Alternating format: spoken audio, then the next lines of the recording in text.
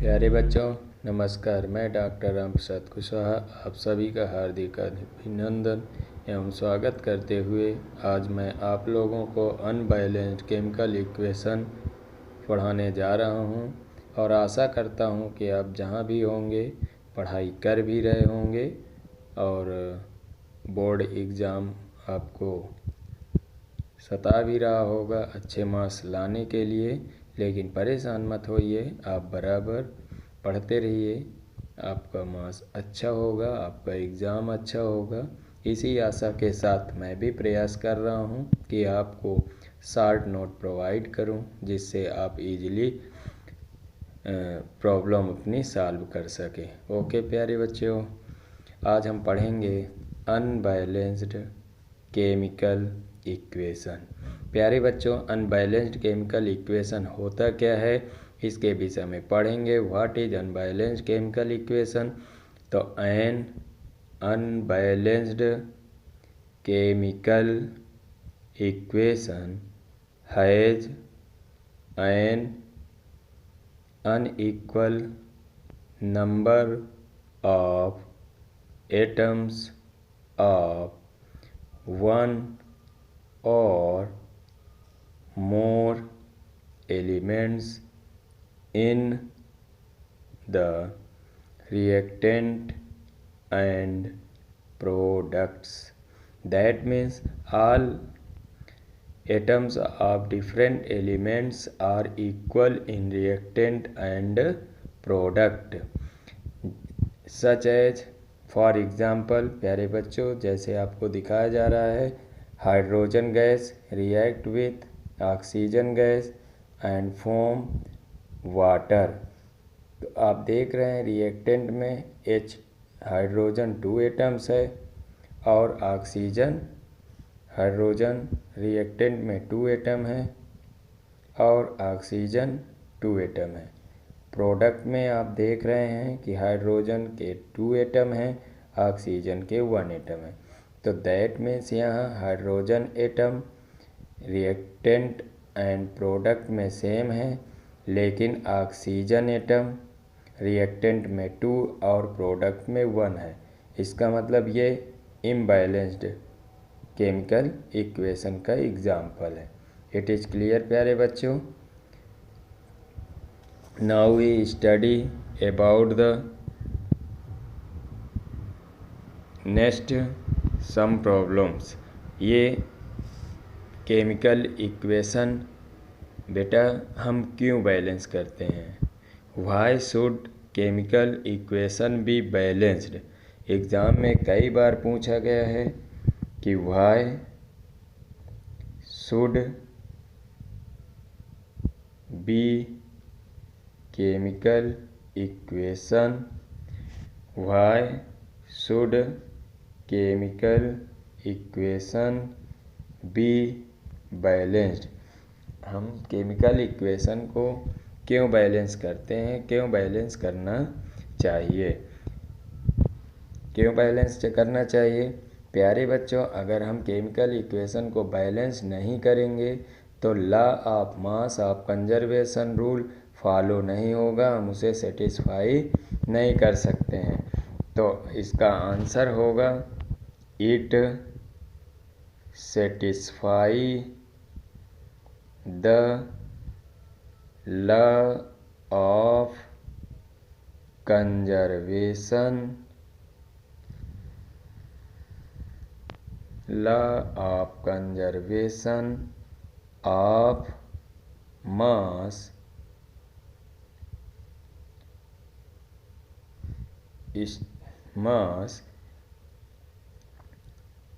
states that in a chemical reaction the total mass of reactant should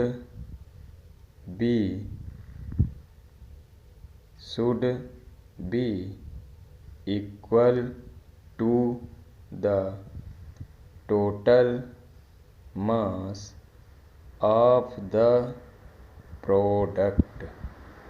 okay प्यारे बच्चों, कहने का मतलब ये, हम किसी भी अनबैलेंस्ड केमिकल इक्वेशन को बैलेंस इसलिए करते हैं जिससे कि ये law of mass conservation rule को सेटिस्फाई कर सके। According to law of conservation of mass, the mass of reactant and product always equal in quantity. Clear प्यारे बच्चों। नेक्स्ट हम पढ़ेंगे इस चैप्टर का रिमेन पार्ट है जिसे हम रेंसिडिटी कहते हैं। क्वेश्चन बहुत पूछता है, what is rancidity, what is rancidity. तो rancidity is the condition, rancidity is a condition when the oil or fat containing food are exposed in sunlight, then it oxidized and produce a unpleasant smell. This condition of food is called rancidity. This condition is called rancidity. Now you can write the notes. The conditions rancidity is the conditions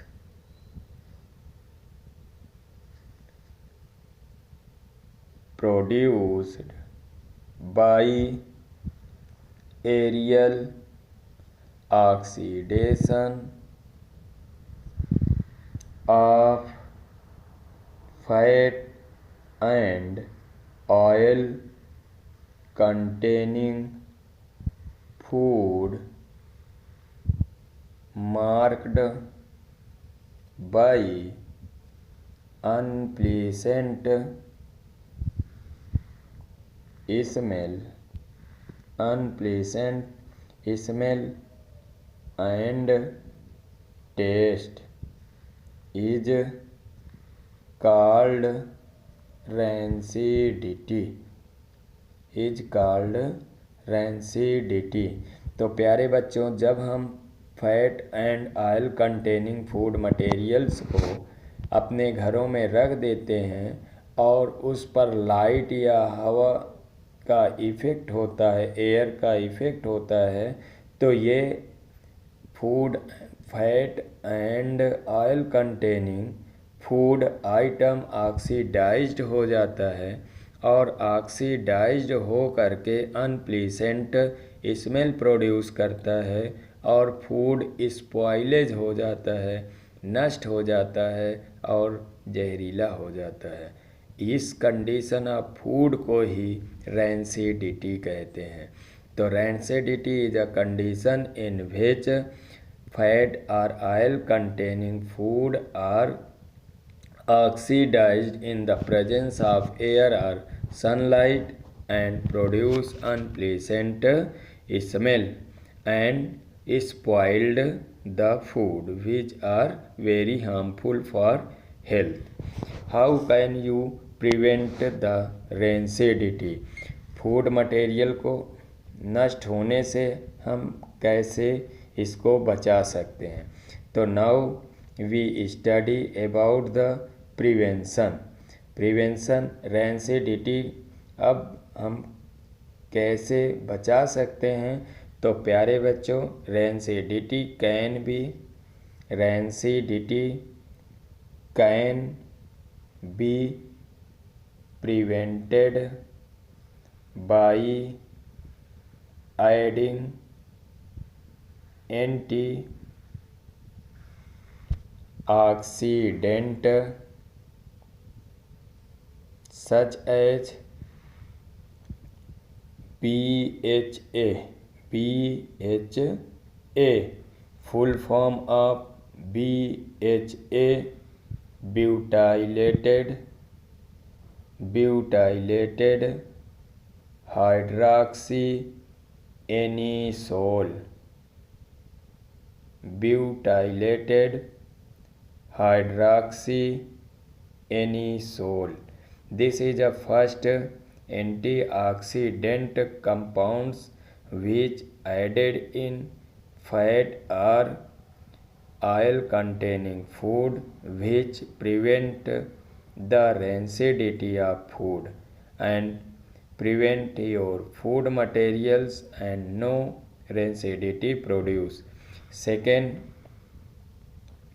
antioxidant BHT, full form of BHT, butylated hydroxytoluene.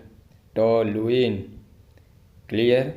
So this is a second antioxidant which added in food material that prevent rancidity. Third, nitrogen gas. When food material are stored in the presence of nitrogen gas, then rancidity is reduced and food are make safe. That means oxygen gas भर करके अगर food material को हम pack कर देते हैं तो उससे फूड मटेरियल नष्ट नहीं होता है। अ लॉन्ग टाइम आप fat and oil containing food material को स्टोर रख सकते हैं। Next 4 points for reduce or prevent the rancidity. Food materials keep in refrigerator. Food material keep in refrigerator. And the next point is store food in airtight conditioners. That means हम food material को ऐसे space पर रखें, store करें जहाँ पर कोई air ना जा सके। इट इज़ क्लियर प्यारे बच्चों।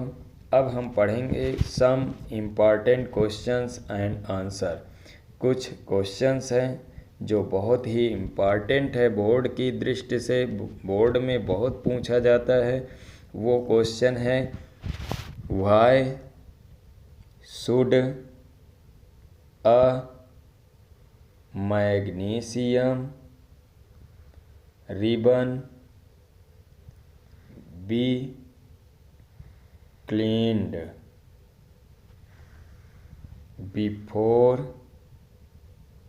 Burning in air.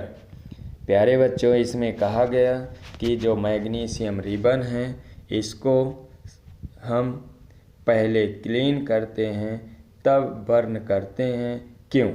तो प्यारे बच्चों, इसका रीज़न ये है कि magnesium metal is a very reactive metals which react with oxygen and form a magnesium oxide layer on the surface of ribbon, resulting reduce the activity of magnesium metal.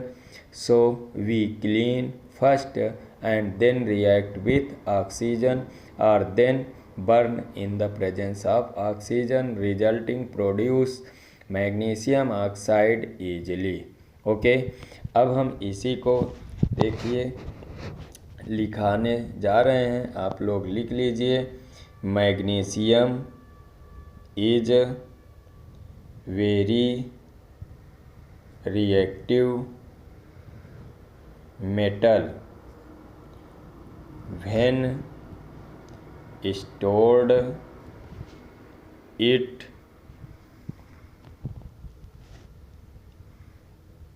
react with oxygen to form a layer of magnesium oxide on its surface which prevent further reaction of magnesium with oxygen. So magnesium ribbon is cleaned by sandpaper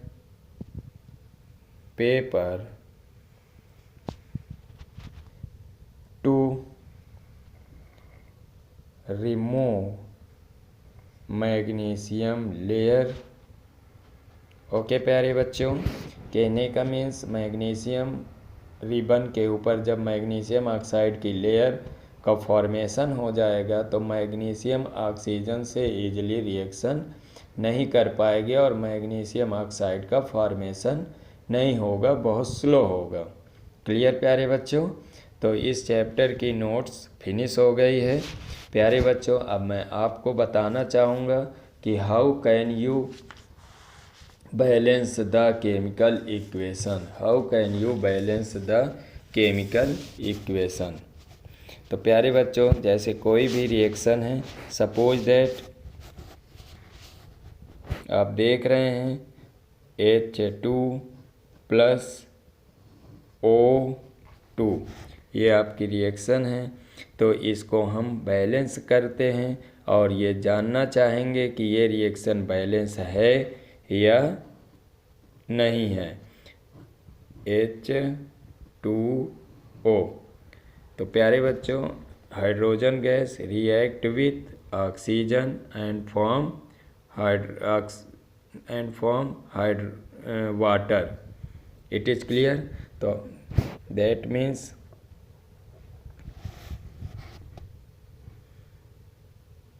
अब हम देखते हैं कि ये reaction balance है कि नहीं। तो इसके लिए सबसे पहले हम 3 कॉलम बनाते हैं। 3 कॉलम बनाते हैं, जैसे कि आप देख रहे हैं, ये हमने 3 कॉलम बना लिया। ये 3 कॉलम बन गए। अब इस 3 कॉलम में सबसे पहले कॉलम में हम लिखेंगे एलिमेंट्स। क्या लिखेंगे? एलिमेंट्स लिखेंगे। दूसरे कॉलम में लिखेंगे रिएक्टेंट। थर्ड कॉलम में लिखेंगे प्रोडक्ट। क्लियर?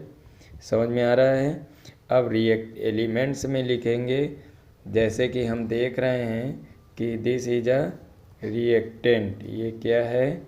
रिएक्टेंट है। और ये क्या है? प्रोडक्ट है। ये प्रोडक्ट है। प्रोडक्ट है। तो प्यारे बच्चों, अगर आप देखेंगे कि तो रिएक्टेंट में हाइड्रोजन है और ऑक्सीजन है। हाइड्रोजन है, ऑक्सीजन है। तो हाइड्रोजन रिएक्टेंट में कितने हैं बेटा? 2। ऑक्सीजन रिएक्टेंट में कितना है? 2। अब हम देख रहे हैं कि प्रोडक्ट में हाइड्रोजन कितने हैं? प्रोडक्ट में हाइड्रोजन 2 है और ऑक्सीजन कितना है? 1 है। प्रोडक्ट में 1 है। तो अब हम देख रहे हैं कि बैलेंस है या नहीं है। तो प्यारे बच्चों, इम्बैलेंस्ड केमिकल इक्वेशन है। कैसे बैलेंस करेंगे? तो जो जैसे आप देख रहे हैं ऑक्सीजन यहाँ 2 है, यहाँ 1 है। तो सबसे पहले हम इसमें 2 का मल्टीप्लाई करेंगे। 2 का मल्टीप्लाई करेंगे। जब यहाँ हम 2 का मल्टीप्लाई करेंगे तो यहाँ पर भी 2 का मल्टीप्लाई कर देंगे। जब 2 का मल्टीप्लाई करेंगे तो यहाँ ऑक्सीजन 2 हो गया, हाइड्रोजन 4 हो गया। तो यहाँ पर हम यहाँ पर भी 2 का मल्टीप्लाई करेंगे। इट इज़ क्लियर प्यारे बच्चों? अब हम क्या करते हैं, देखते हैं कि यहाँ पर ऑक्सीजन बैलेंस हो गया और हाइड्रोजन बैलेंस नहीं हुआ। तो 2 2 4 हो गया। तो इसलिए हम यहाँ पर भी 2 का मल्टीप्लाई करेंगे। 2 का मल्टीप्लाई करेंगे। अब ये 2 का मल्टीप्लाई हम आप देख रहे हैं यहाँ पर भी कर देंगे। तो इस प्रकार से आप देख रहे हैं कि हमारी रिएक्शन बैलेंस हो गई, रिएक्शन बैलेंस हो गई। इट इज़ क्लियर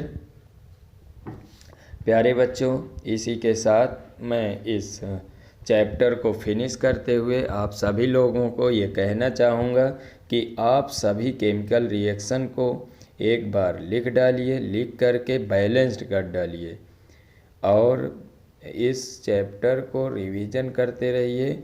और मैं आप लोगों को कंटिन्यू इस चैनल के माध्यम से हर फिजिक्स, केमिस्ट्री और बायोलॉजी की कंटिन्यूअसली नोट्स प्रोवाइड करता हूँ और करता रहूँगा। और आप इन नोट्स को पढ़ करके अपने बोर्ड में अपने गोल को प्राप्त करें, जिससे मुझे और आपके परिवार को सभी को खुशी मिलेगी। और आपको अगर मेरी वीडियो लग रही हो, समझ में आ रही हो, तो प्यारे बच्चों इसको पढ़ो, समझो, सब्सक्राइब कर लीजिए, जिससे आपको कंटिन्यूअसली ये वीडियो मिलती रहें और आपकी पढ़ाई में हेल्प करती रहें। प्यारे बच्चों, कुछ वीडियो मेरी आ रही हैं जिसमें क्लियर फ़ोटो नहीं है, उसका मैं प्रयास कर रहा हूँ कि नीट एंड क्लीन वीडियो आपको प्रोवाइड करूँ। ओके प्यारे बच्चों, ओके बाय।